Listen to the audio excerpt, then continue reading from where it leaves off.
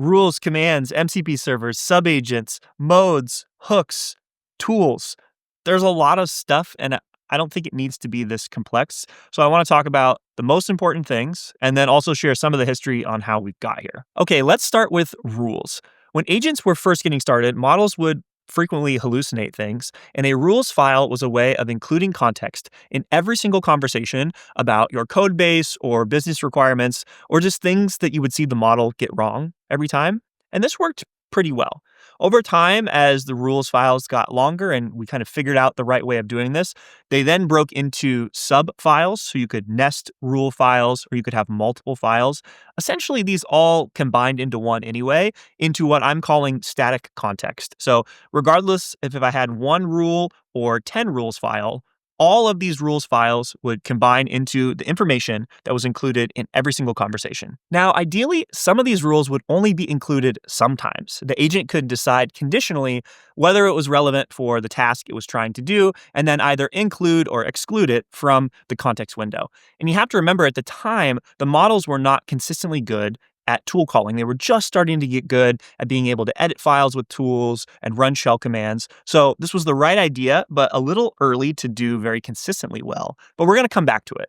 Now that people are starting to code with agents more, some patterns and workflows are emerging. So you want a way to effectively run a repeated prompt on demand multiple times. This introduces the concept of a slash command or a custom command. You can package up a prompt, you can share it with your team, you can put it in Git, and this is essentially a workflow that you want to run in your agent input box conditionally whenever you need it. So one that I like is doing my git and commit and opening a PR all through just one command. So far, all we've covered is text, basically including prompts in the initial message or the conversation with an agent. But you also want to be able to run code. And this is where the initial exploration into MCP servers started. An MCP server was more than just a prompt. You could use it to actually run a full server, connect to your existing systems, and eventually also do OAuth, which is one of the most important pieces. Just like we talked about first-party tools like running shell commands, MCP servers expose third-party tools, so maybe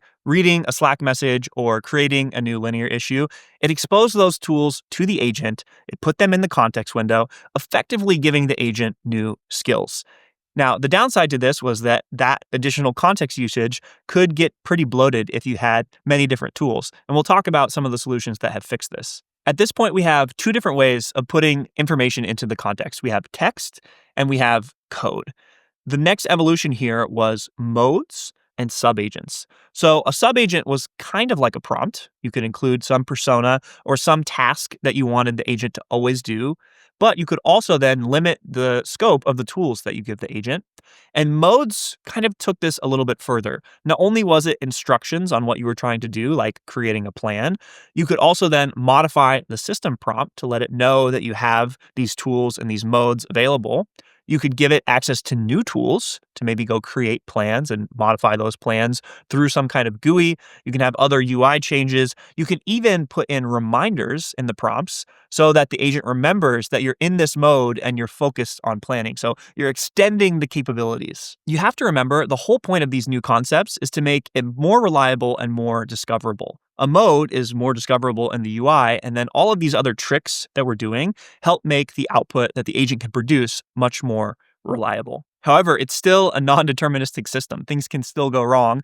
The next evolution here was giving the agent deterministic hooks. So maybe you always want to inject something into the context for every single run, basically as static context. You can use a hook for that. Maybe after a conversation has finished, you want to prompt the agent with something else or log it and save it off into a database.